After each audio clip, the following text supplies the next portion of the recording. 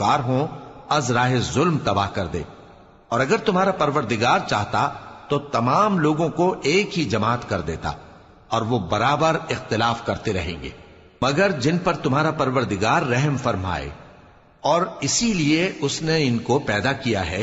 और तुम्हारे परवरदिगार का कौल पूरा हो गया कि मैं दोज़ख को जिन्नों और इंसानों सबसे भर दूंगा। और ए नबी और पैगंबरों के वो सब हालात जो हम तुमसे बयान करते हैं, उनसे हम तुम्हारे दिल को जमाए रखते हैं।